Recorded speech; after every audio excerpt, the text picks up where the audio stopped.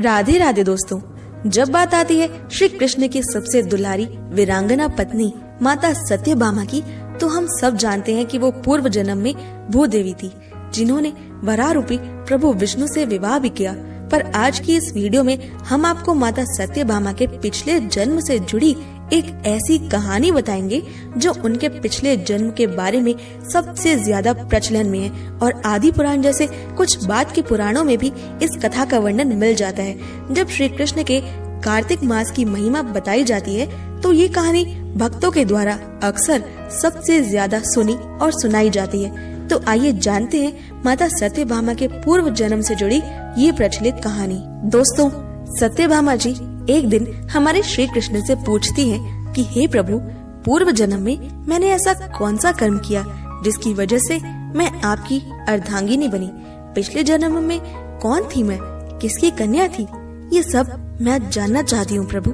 श्री कृष्ण कहते हैं कि तुम हमेशा से मेरी सर्वाधिक दुलारी पत्नी रही हो सत्यभामा। मैं तुम्हें आज ये रहस्य अवश्य बताऊंगा। पहले सतयुग के अंत में मायापुर के अत्रि कुल में वेद तथा शास्त्रों को जानने वाला एक वेद शर्मा नाम का ब्राह्मण रहता था। वो बहुत बड़ा सूर्य भक्त था। वो दिन रात अतिथियों की सेवा करता था। उसके पास कोई पुत्र नहीं था, परंतु कुछ दिनों पश्चात उसके यहाँ एक कन्या का जन्म हुआ जिसका नाम गुणवती था। देव शर्मा ने अपने शिष्य चंद्र के साथ अपनी पुत्री गुणवती का विवाह कर दिया। उनका दामाद अपने पिता के समान ही लोगों की सेवा करता था। एक दिन देव शर्मा अपने दामाद के साथ लकड़ियां काटने जंगल गए। जंगल में एक राक्षस उनको मिल जाता है, जिसके चंगुल में वो दोनों फंस जाते हैं और मारे जाते हैं। उन दोनों की मृत्यु का समाचार सुनकर गुणवती रोने लगती है और कहने लगती है कि तुम लोगों के बिना मेरा जीवन कैसे चलेगा, मैं कैसे जीवित रहूंगी और किसके लिए? मेरे लिए तो अब कोई ठिकाना ही ना रहा।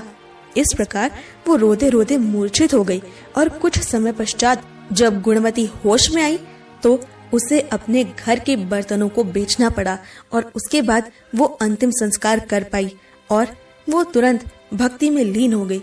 इसी तरह कार्तिक का महीना आया। वो कार्तिक मास के व्रत करने लगी तथा एकादशी का व्रत करने लगी। ये दोनों ही व्रत हमारे श्री कृष्ण को बेहद प्रिय हैं तथा मुक्ति और ऐश्वर्य देने वाले हैं। कार्तिक मास में जो प्रातः काल स्नान करते हैं, जागरण तथा दीप दान करते हैं, उनके समस्त पापों का नाश हो जाता है और वो श्री कृष्ण के सबसे ज्यादा प्रिय बन जाते हैं। इसी कारण एक दिन गुणवती कार्तिक के व्रत में बुखार में तप रही थी। तभी उसने गंगा स्नान जाने का निश्चय कर लिया। गंगा जी में वो तुरंत प्रवेश करती है। करते ही ठंड के मारे उसकी देह कांपने लगती है और वो बेहोश हो जाती है। उसी समय हमारे दूत उसे सुंदर विमान में बैठाकर वैकुंठ ले आए। ये कार्तिक के व्रत का ही प्रभाव था। श्री कृष्ण आगे माता सत्यभामा को बताते हैं कि वो उनके यानी कि गुणवती के इस कार्तिक मास से और उनकी भक्ति से, उनके त्याग से श्री कृष्ण के प्रति यानी कि श्री हरि नारायण के प्रति उनके समर्पण से बेहद प्रसन्न थी, और इसलिए उन्होंने तुरंत ये घोषणा करी कि जब मैं श्री कृष्ण के रूप में पृथ्वी पर अवतरित होऊंगा तब हमारे सभी देवगण यादव बनेंगे। तुम्हारे पिता देव शर्मा सत्राजीत होंगे और चंद्र शर्मा अक्रूर होंगे, और तुम गुणवती, तुम सत्यभामा के रूप में पृथ्वी पर अवतरित होगी और मेरी प्रियतमा बनोगी। कार्तिक के व्रत से तुम मेरी प्यारी हुई। तुमने पूरे जन्म तुलसी के वृक्ष की सेवा की और तुलसी मुझे सर्वाधिक प्रिय है। देवी वृंदा श्री कृष्ण की सर्वाधिक और सबसे बड़ी प्राण प्रिया है। इसलिए माता सत्यभामा को इसका और भी अच्छा फल मिला। अतः श्री कृष्ण बताते हैं कि इसी कारण आज हम दोनों साथ में हैं। इसी कारण आज तुम मेरे सर्वाधिक प्यारी और दुलारी पत्नी हो, और इसी कारण सारे संसार जिसकी एक झलक लेने को तरस जाता है, ऐसा वृक्ष पारिजात वृक्ष खुद स्वर्ग से उतरकर तुम्हारे आंगन में लगा है सत्यभामा। ये सब कार्तिक मास के व्रत के परिणाम स्वरूप ही मिला है। कार्तिक मास के जो तुमने व्रत किए उसी के कारण तुम मेरी अर्धांगिनी हुई, ऐसा श्री कृष्ण इस कथा के अनुसार कहते हैं। दोस्तों, इस कथा की सत्यता पर विश्वास करना या ना करना तो अब श्रद्धालुओं पर है। जो श्रद्धालु इसे सत्य मानते हैं वो इसे कार्तिक मास की अनंत महिमा मान सकते हैं, और कुछ श्रद्धालु इसे इस आधार पर असत्य मानते हैं क्योंकि इसमें ये नहीं बताया जाता कि आखिर गुणवती कौन थी। क्या वो भूदेवी का ही कोई अवतार थी? और यदि गुणवती भूदेवी थी तो कैसे उसका विवाह किसी अन्य व्यक्ति से हो सकता है, जबकि भूदेवी तो आजीवन श्री हरि नारायण की पत्नी है। आपका क्या मानना है इस मुद्दे पर?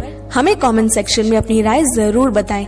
और अगर आपको ये वीडियो पसंद आई तो ऐसे ही और वीडियोस को लगातार देखने के लिए हमारे चैनल को जरूर सब्सक्राइब कर लें। इस वीडियो को लाइक करें, शेयर करें और नोटिफिकेशन बेल ऑन करना बिल्कुल ना भूलें, ताकि हमारी सारी नई वीडियोस की नोटिफिकेशन सबसे पहले पहुंचे आप तक। मैं मिलती हूँ आपसे अगली वीडियो में, तब तक के लिए stay happy and Radhe Radhe.